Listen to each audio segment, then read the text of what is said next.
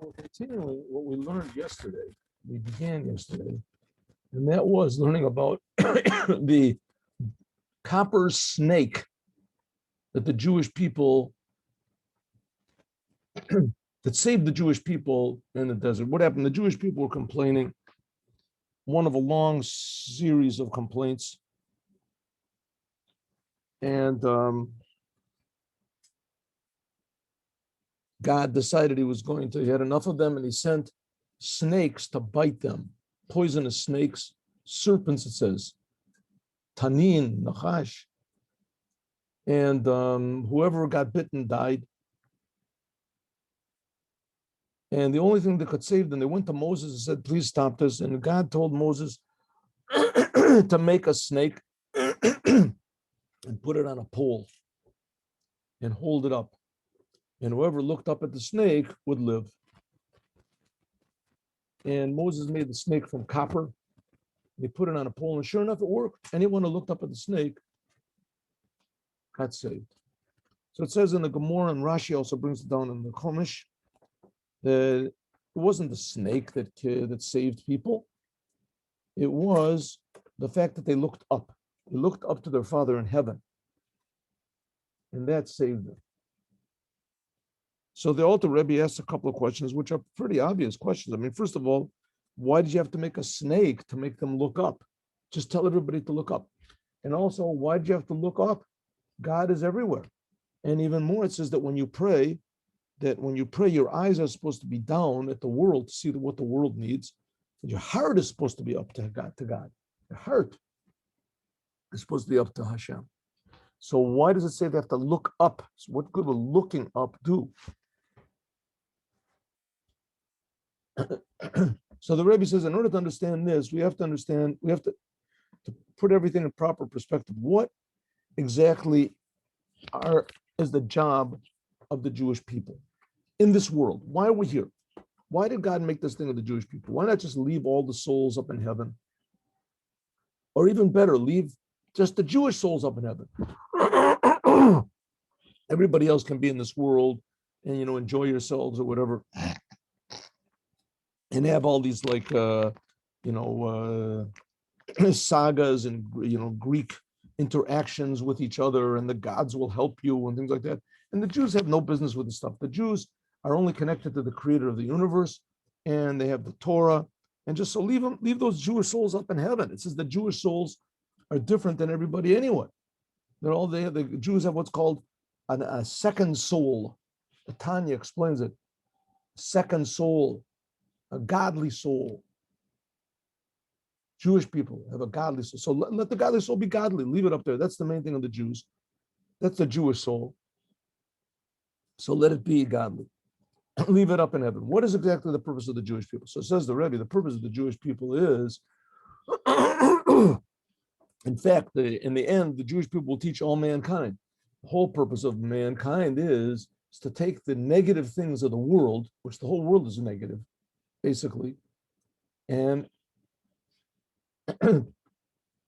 connect them to their source, to show that there's a creator that's creating everything all the time, and he's creating everything for a reason. So the Jewish people are here to teach all the nations also to what that reason is and how to implement that reason in the world.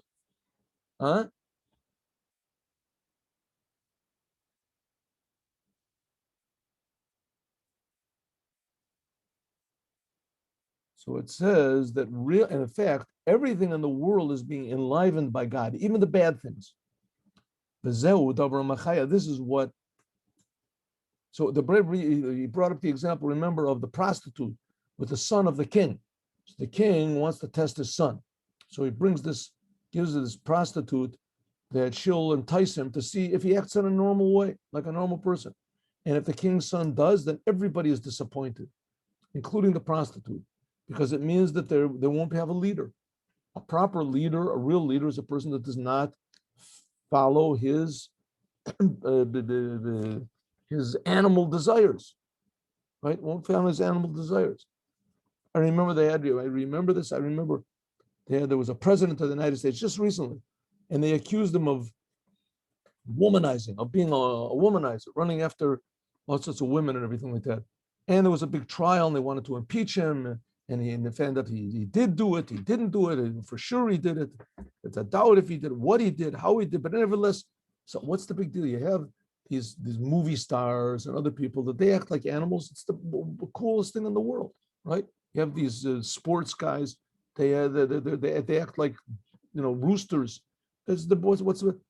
Everybody knows they can't do that yet. The leader of the country, the leaders of the country have these scandals. Leaders of the country that sit in out of this, those have to be regular, normal people. They have to be people that aren't drawn after these fleeting, temporary, cheap pleasures, right? So that's what the king does. He puts his son under this test to see if he's really has if he's made of the stuff that leaders are made out of. That's what he sends. So if the king's son holds himself back, controls himself, and acts like that, then everybody's happy. The king is happy. The prostitute is happy. The king's son could be temporarily, it's a difficult war. But on the other hand, if he realizes it's a battle, then he's also going to be happy. He's using his royal nature, his royal blood, whatever, in order to act like royalty. So that's the whole exactly point over here. God, he's the one that all these troubles in the world, difficulties, the things that confuse us and depress us and aggress us and things like that, all these things are like the prostitute God is sending. He's sending all these things just in order to see if we're doing our job, right? Are we connected to the creation or are we connected to the creator? That's the whole point. And this is what enlivens all the bad things in the world. But the source of everything is really good. Just like the king, the source, he's the source that he sends this lady to the king's son in order to make him trip up, in order to make him act like a beast, right? If he follows this lady, then that's it. His whole career is wrecked, and his and the people suffer, and everyone suffers. But nevertheless, it's very tempting, and it could make him forget about that he's the king's son and why he's here. Everything. This is exactly what appeals to every fiber of his animal instincts. So is he going to go after this or not? What's he going to do?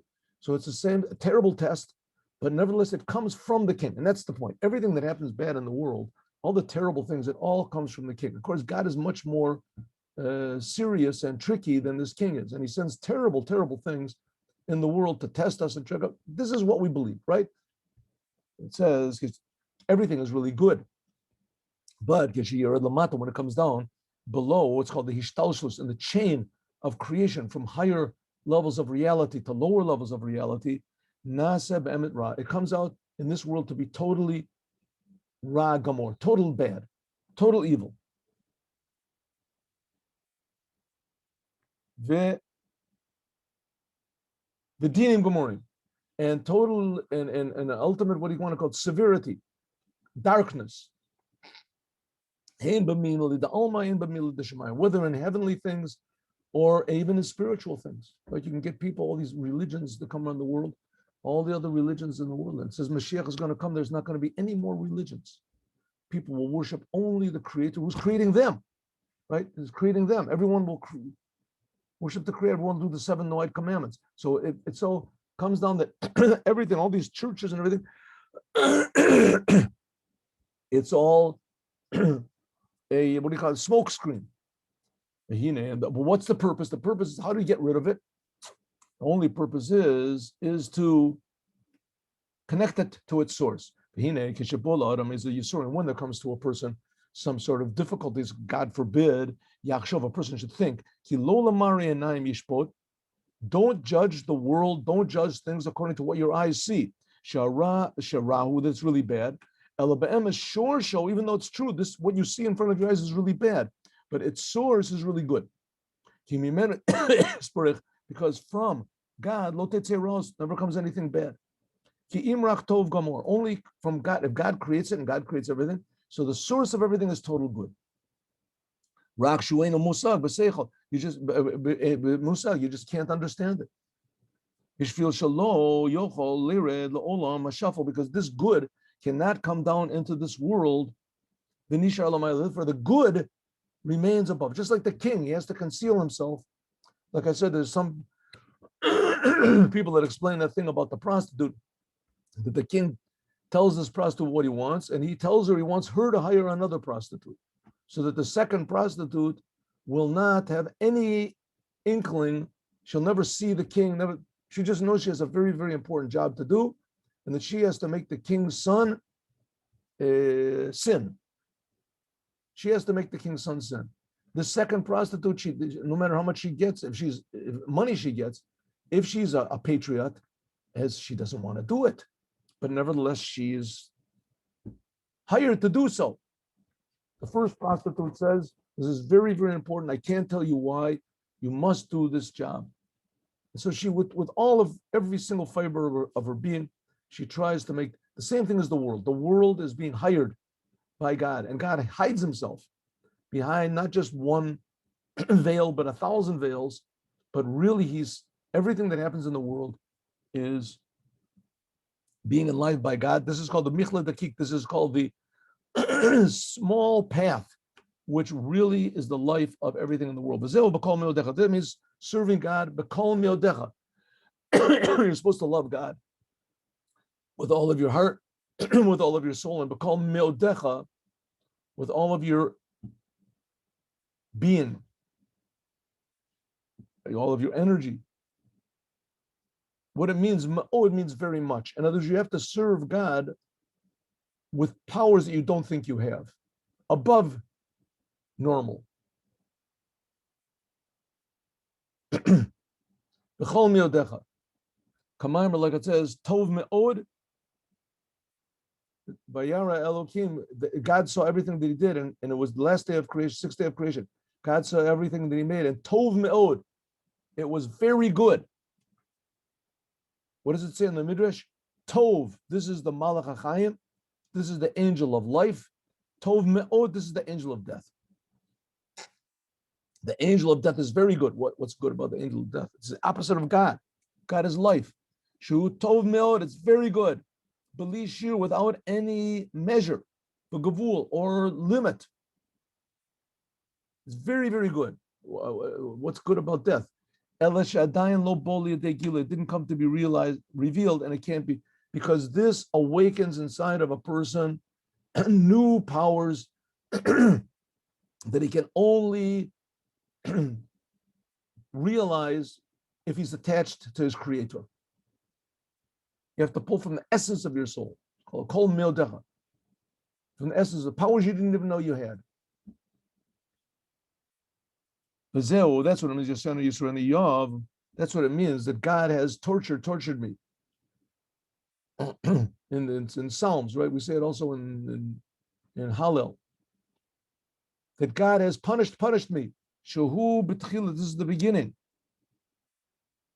of the name of God. Yud-K. Yasar Yisroni, that's what it says. God made me suffer. Which aspect of God? Yud-K, the first two letters of God's name. And it didn't come to be revealed yet. It says the Nistros Lashem Elokeinu, that's the first two letters of God's name, indicate all the hidden aspects of God. And it still has not been revealed. That's what it means, the inyan of Nachomish Gamzu. Listen to the story. Here we have a very weird story in the Gemara. Nachomish Gamzu. Nachomish Gamzu. Shu Hayomer, he said, Gamzu Latova. This is also for good. Nachomish Gamzu, holy person. What did he say? Everything that happened to him, he said, this is also for good. He would think that really the source is good. He brought the source of it into the world. Lamaila El Shoshi, connected everything from below up to its source. Lamakom Ayin, this level of what's called Ayin, Ein Sof, so to speak, the level of God before anything was created. The reason for the creation. That's what Ish Nachum Gamzu. And I'll tell you what the story is, even though he brings the story later, but I'll tell you what it is. And the name Visham and there, you can make a change. Like Kamamar, like Rabbi Yochanan ben Chanina ben Dosa said. Mioma the Shemen Lad Likula says that there was Rabbi Chanina ben Dosa didn't have any, he was very, very poor, and there was no oil for the Shabbos lights. So he took an icicle or something, and he said that can light. Let vinegar. He took vinegar. That was the Baal Shem Tov made icicle light fire. He said took vinegar. He said whoever told oil that it could light, as vinegar can also light, and it lit the whole Shabbos. What's the story about Nachum Ish Gamzu? Well, he's going to tell the story in a moment. The story of Nachum Ish Gamzu is a very, very interesting story. Nachum Ish Gamzu was once sent to Rome to try to negate some sort of a terrible decree that the Caesar had made against the Jews. And he brought a little box of diamonds to give to the king as a gesture. And the king, that he needs diamonds, but just as he's got everything he wants, but just as a gesture of friendship and appreciation and this. So on the way, when he was up there, he stopped off in an inn, and the owner of the inn had a feeling there was something in this box. Sure enough, when he went to sleep, as the owner of the inn stole the box, took out the diamonds, replaced it with sand, and put it back in such a way that he had no idea that it had been done. Nachum Ish Gamzu. And Nachum Ish Gamzu, everything that happened to him that was not good, he would say, Gamzu Latova. Whatever happened, this is also for good. So he got up in front of the king and he says, Your Majesty, I come from the Jewish people. I want to make a plea, but first here's a little gift. He gives the king the box. The king opens it up. It's got sand in it. King gets mad. He's just about to say off with his head. And Nachum Ish Gamzu, as soon as he opens up this box and there's sand in it, Nachum Ish Gamzu says, Gamzu Latova. This is also for the good. This is also for the good. All of a sudden there comes a very honorable person comes into the king's court. No one stops him. The king says, this honorable person says, Your Majesty, don't get angry. That sand is the sand that Abraham, the first Jew, used to use against his enemies. He fought all these battles, fought against what was the 4 kings. So he won with these things. What do you throw this? Then it turns into darts and arrows, and and that destroys the enemy. So the king says, let's try it. He tried it, and sure enough, it worked. Right? It turned into the arrows and to spears, and the king said, this is just the most amazing thing. You can go into my storehouse and take whatever you want. I'll take a few men with you, and you can fill up boxes and boxes with jewels, whatever you want. Says, Your Majesty, let me go down there. He went down there, wanted one thing, just the decree that the king had made against the Jews, ripped up the decree. The king says, well, because you did that, as I'm going to fill up 10 boxes of jewels, give it all to you. And he came back, happened to stop at the same hotel, and the hotel owner asked, what happened? He said, well, you don't believe it, that box miraculously got filled up with sand, and it was magic sand. He said, oh yeah, well, that's pretty good. So he left immediately. The owner of the hotel filled up about 500 boxes with sand, brought them to the king. King opened up, and it was sand. So the king had him killed, buried in that very sand. So it says over here, the Alter Rebbe is going to say that what was it that caused that sand to transform into these arrows? Because Nachum Gamzu said, Gamzu Latova. Because he saw the bad. He saw something that apparently was bad, but he understood that behind that was something really good, the essence of good. So that saved them. If he would have brought just diamonds, if the diamonds would have remained there, it's a big question if the king would have listened to him to rescind that decree. Diamonds, the king is lacking diamonds, but the king is lacking these arrows and things like that, which nobody has a thing like that. So it ended up that because it got this fellow stole the diamonds and transformed it to the sand as by his input of seeing only good when there's bad, it transformed it. All right, we haven't maybe that got that power, but nevertheless, to actually physically change it. But the Rebbe is telling us, in fact, everything that's bad really has a good source.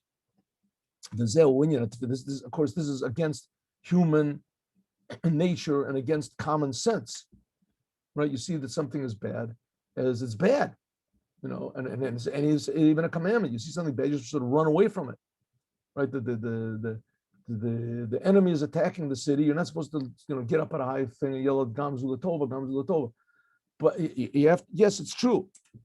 But nevertheless, the inner attitude that we have is supposed to be one of understanding that really everything comes from God, and that's going to be the whole secret of this goal of this copper snake. Listen, when you're tefillah, this is the whole idea of prayer. Shabagufa Adam. That's why people pray when the soul is in the body in this world. When the soul is in the body, it suffers all sorts of difficulties. The soul wants to be united with God. And the body doesn't allow it. The soul doesn't, what is it? The soul cares about money, cares about these things, doesn't care about this. The soul just wants to be, right, in an ideal situation of life and joy and health and happiness and meaning. That's the soul before it comes into the body. But the body, when the God puts it in the body, so the body takes over. The body takes over the soul. Just like the galus of Shekhinah. Just like it says that the God's presence goes into exile. Shumuchrachas lachayot kam rashoyim. It says nowadays, since the Jewish people had they sinned, the temple was destroyed, so the Shekhinah is now in the world. It has to enliven even evil people. Kacha neshama, also the soul has to enliven the body. The whole reason why God puts it in the body, and the body overpowers the soul, and the body gives a new identity to the soul. But like I told you the example, these people, they win the lottery, they go crazy, right? They go crazy. It takes them over. I heard a joke. When I heard a joke, maybe classes are not for jokes, but I'll tell you anyway. There was two friends, Shmerel and Moshe, and they bought a lottery ticket in New York. They were poor Jews. How would they do the lottery? They would pick the number in the middle of the night, and they would announce it in the daytime, or right in the morning. It would be in the newspaper. There would be the number. Well, it happened to be that Shmerel had a good friend that worked in the lottery office. And they picked the number, and it was Shmerel's number. This friend knew. He called him up and said, Shmerel, listen. Shmerel said, hello, it's 1 a.m. Who is this? He says, listen, I'm calling, this is your friend, Joe. I'm calling you from the lottery office. You won $50 million. Shmerel says, really? He says, yeah. He immediately puts on his pants over his pajamas, runs to his friend's Moshe's house, right? That was his name. Runs to his, knocks on the door. 3 o'clock in the morning, Moshe answers the door. What is it? Oh, Shmerel, what happened? Is something bad happened? He says, no, listen, Moshe, you won't believe it. We won the lottery, $50 million. Moshe says, listen, if you don't get out of here, I'm going to call the police on you. You never do this again. I don't want to. He says, what are you yelling at me for? I don't understand. Moshe says, mainly you come and knock at 3 o'clock in the morning on a regular person's door. But I'm a multi-millionaire. What are you waking me up at 3 o'clock in the morning for?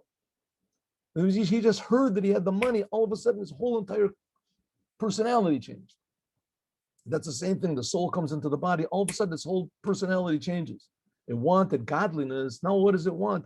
It wants another pickle, or wants money, or wants who knows what. It says, why does God do such a weird thing like that? Its whole intention is, it's not for its sake. The soul does not come into the body for its own sake, but what? To elevate the body from the dirt. That's why it says the point of this world is going to be the raising of the dead. The physical world is infinitely higher than going to heaven. It's not revealed now. That's why God put the souls into the bodies. The soul is in the body. The body and the animal, so the natural desires a person has to be refined. Just like silver has to be refined in a, what do you call it, a crucible, a refining pot. Call mashi yesh, the taruvos yoter, the more that the silver, the gold, whatever is mixed up, and there's dross in the silver, if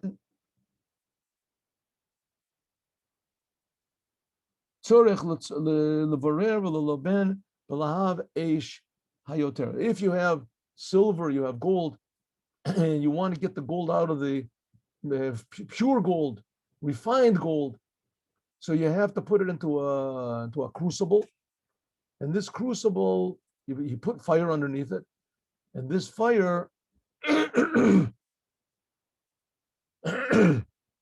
this fire then it refines. It refines the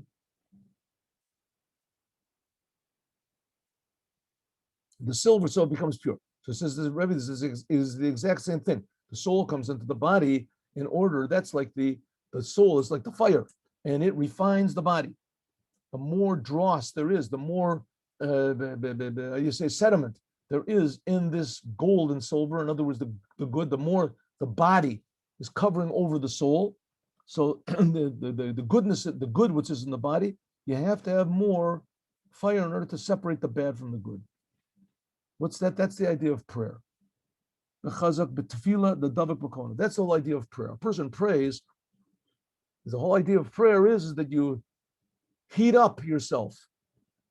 You get excited about the creator of the universe. You sit and you think, God really is creating me. God is really good. God is really great with me all the time. I really don't really exist. God, I'm just a creation. A person starts thinking about this and he says the words of the prayers that God is creating all the trees are praising God, and the eights are called, the whole forests are praising God, and the rivers are praising God, and everything is praising God. All the angels are praising God. And you start to think, maybe there's something worth praising over there. Maybe God is really something important. You get more and more value for the spiritual things, for your creator. You stop thinking so much about your egotism, the creation. Then you get more and more, that's the fire that refines the body. And therefore, Rishon in the first temple, there wasn't not a lot of bad. It was the good. Godliness was more revealed. They didn't have to pray. And the prayers that they did weren't behizlavos, they weren't emotional.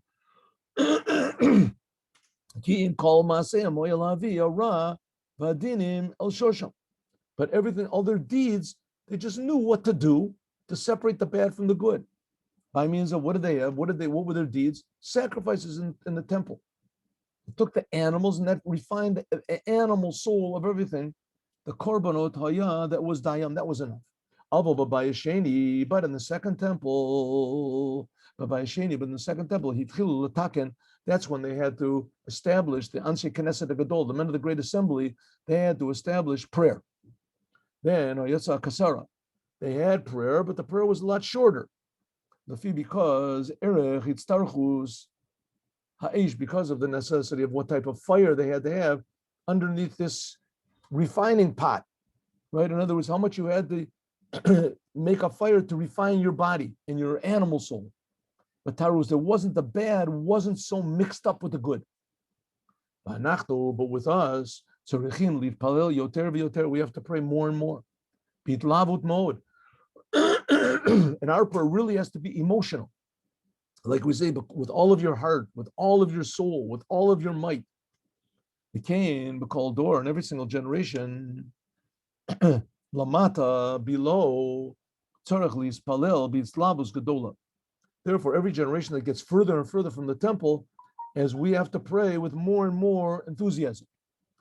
V'lo ki echsher dori, not because every generation is, they say, more refined, and therefore God puts more of a task upon us to pray more. Exactly the opposite. Because we're less refined, because of the great selfishness and egotism and darkness, which is in this generation, Asher Nis'arav and Nisraba, but called Dor Vador, because it gets worse and worse every generation. Therefore, you have to separate it by means of the fire. That's what the Rebbe said, that one of the signs of the future redemption is that the bad will be separated from the good. It'll be very clear to everybody what is bad and what is good. I don't think there's ever been such a generation as now. Now, everything that people are just very proud to be bad. They're proud to do bad things. They're saying, no, this is what you have to do. Yeah. This is what's good. And to be a person that believes in God or to believes in this, it's a very bad thing. In our generation, people are very proud of it. People used to cover it up at one time. Of course, I believe in God. What are you talking? No, this is no. You have to take God out of all the speeches and God out of all the institutions.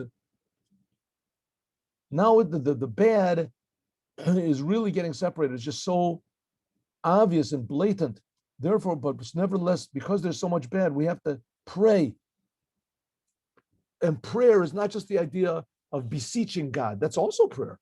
Beseeching God, please, God, help me. But it's the idea also of getting emotional about God, how good God is, how powerful God is, how wonderful God is, how infinitely close God is, how infinitely distant God is. Right? To think about this, well, that's what separates the bad from the good, the egotism from Judaism. Asher Bekir, which is inside of us. Well, Shorsh, to begin like the son, like the story about the son of the king with the prostitute.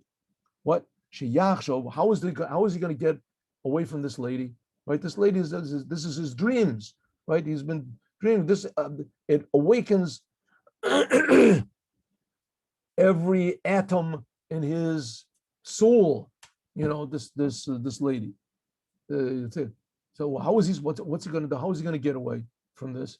He has to think. Sheyachshov hachayot shalora amachayeu ech yesh lo chayot me'Kodesh Baruch Hu ki bilado lo haya yochal lichyot. Without it, he couldn't. The king. What does the king's son has to think? I am supposed to be a king. I am supposed to be royalty. I have to think about ruling the people. I have to think about being honest. I have to think about being a leader, not to be a follower of my lower impulses, but rather to be a follower of my higher impulses. He has to constantly think about this. If he doesn't have something higher in mind, then he's going to fall for sure. HaKadosh Baruch Hu Mechayel, he has to think that all the bad things in the world are all being enlivened by God. In our case, we're talking about this thing of the prostitute, that obviously she was sent by my father. This is a big test. In reality, nothing is really bad. Also, all the difficulties in this world. When a person thinks, when a person thinks that everything that's happening to me is happening because God wants it to, and he wants me to change my thoughts.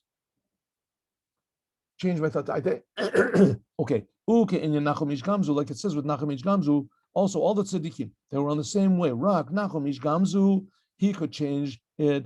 He was so holy that he could actually change this sand into arrows and things like that. In other words, what caused it to change? God, of course, God, but it was his prayers, Nachum Ish Gamzu's prayers. But with Nachum Ish Gamzu, he could really change things by means of his prayers from above to below. In order that things should really, the bad should really transform to good. Right? Like with Nachum Ish Gamzu, he transformed this sand, which in another second the king was going to chop off his head. What type of you bringing me sand? And suddenly he changed it to something that was better than diamonds. That it transformed to something good and physical. And therefore, that's why he was called Nachum Gamzu. What is Gamzu? That also this, he could see, Musa, he could point to it and say, this is good, right? That he actually transformed the bad to good.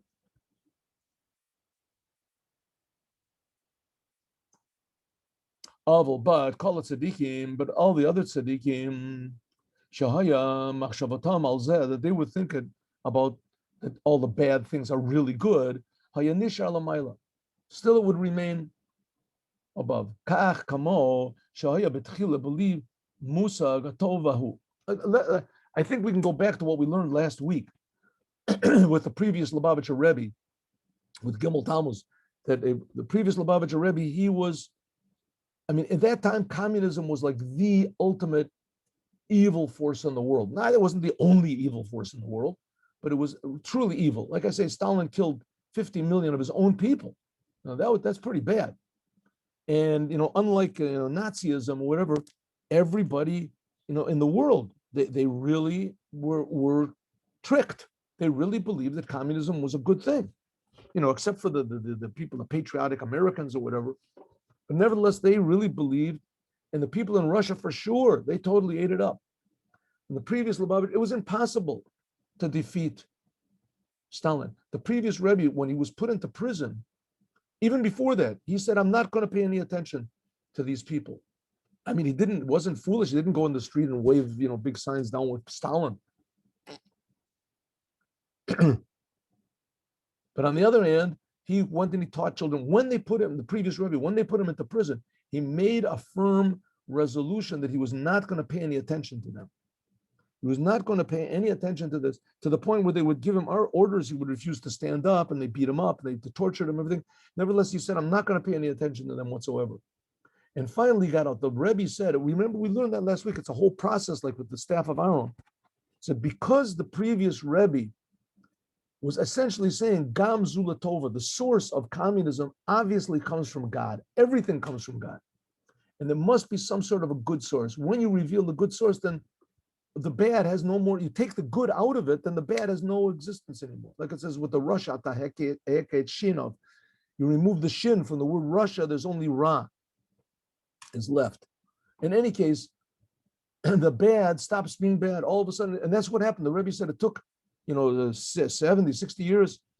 But the Rebbe, the previous Rebbe, because he said Gamzu Latova, as he put the first crack in this impermeable iron curtain, and it fell. The whole thing fell. That's the whole idea of the copper serpent. You had to put it on a stick, on a pole. You had to take the snake itself, the bad itself, and elevate it above. When they looked up to the heavens, what does it mean? Don't look at the snake as the snake is, that the snake is a separate thing. If so, it's totally bad. No, connect it to its source above. Don't let the bad things in the world remain bad. Connect them to their source. When a person thinks that this snake, and others, all the bad things in the world, when you elevate it to its source, it really is not separated from God. Blessed be He. And all the life that the serpent and all the bad things in the world comes, like from this example of the prostitute we said with the son of the king. If so, if so, there is no such thing as bad that comes from above. And therefore, the Nachash, it says, it was copper. Copper says there's a lot of different colors in it, changes colors. Mishtaneh lekama gavanim. Therefore, it changes many colors by means of this ayin, by means of the godliness which was in it, v'amevin yovin. In other words, by means of actually thinking about, not just thinking about God, removing your mind from the bad, thinking that all this bad is really just a test from God, it's just a veneer, it's just the outside. And God is creating it purposely so that we can change it. Maybe you don't see the change immediately, like with Nachum Ish Gamzu. Maybe it'll be like the previous Lubavitcher Rebbe. That's what we learned in the Sikha last week. That sometimes things it's a process because it has to be in the world. Our idea is to make the whole world change. The whole entire world, there will only be good. There won't be lies and there won't be deception. There won't be. But how do we do it? Amazingly enough, it doesn't make any sense, but that's what the Rebbe says. Take the evil of this world, the serpent, you have to put it on a staff, elevate it, and others think that there's God, and look up and realize that all of the bad in the world is really coming from the creator of the universe. And I'll just tell one more short thing. I was once into reading a lot of these self-help books, these, what is it, CBT and coaching and all this stuff. So I was reading a book by one person, and it really never talked to me very much, but nevertheless, there was one thing that was good. There was one of these like super coaches. He speaks in 50,000 people come and they pay like $10,000 for a seat. And he says he loved racing cars. So the guy has money, no end money, and he loves racing cars. And he loves to race in racing cars. It's the idea of speed. So he goes to some, whatever is a racing track, and he pays who knows how much money. And he could have bought the thing, but I guess he rented it anyway. A racing car. So he takes a few lessons and he's going around the track faster and faster. 100 is a talented guy, 150, 200, 250, faster and faster. Before he gets in, they gave him advice. And they said, listen, you're speeding around. We want you to speed, but we don't want you to die. I'm sure you don't want to die either. So we're going to give you some advice. When you get to really fast, when the car is going really fast, it's going, I don't know how fast these cars go, but let's say 250 miles an hour, right? When it's going 250 miles an hour, the whole thing is that the wheels, the rubber of the wheels has to be attached to the track, has to be attached to the ground. As soon as you feel that the wheels have left the track, that you lost control, you move the steering wheel and it doesn't react. So then the natural thing is that you get scared and you look at the place where you're afraid you're going to go. Wait, I'm going to bash into the wall. You have a split second, a hundredth of a second, to not look at where you're afraid you're going to go, but you must look at where you want to go. And if you were driving normally, you would look at the road, keep your eye on the road. You think it's going to keep your eye on the road where you want to go. So, okay, he took the advice and he went faster and faster, basically forgot the advice. And he wasn't thinking about it. He was thinking of driving and got it done. 200 miles, gets up to 250 miles an hour is really, really just in heaven. He feels great. Suddenly he feels, oh, that's it. The steering wheel is not, the auto is not reacting to the steering wheel. The wheels left him. And he remembered what the person said. Instead of, he forced himself not to look at the wall where he's going to go. It was a split second. He looked at the place where he wanted to go, and the car straightened up and went in that way. That's what he said, and it was the story. And what's the point? What you think about, what you wish on yourself, that's what happens. So it's the same thing over here. A person, there's a bad situation. If you think about the creator, you think about the source, is that alleviates the situation, at least a little bit, at least in your mind. At least you don't get totally swallowed up by the bad. Right? You don't crash. So that's what the Rebbe is saying over here. That's the idea of the copper serpent and putting on a stake, because the serpent is all the bad things in this world, all the egotism, all the things that are separate from the creator. The creator is pure good, pure life. All the terrible things in this world, when you come in contact with one of these things, so what do you have to do? Attach it to the creator. Realize that everything is really coming from the creator of the universe. And eventually, like the previous Lubavitcher Rebbe, it'll all turn into good. Very good. Okay, now let's learn the Sikha of the Rebbe. Let's see if we can find this over here. 1 minute. Oh, let's turn this off first. Very good. Boker Tov. Here we go. Let's stop the share for a second. I don't want to lose this thing here. There we go.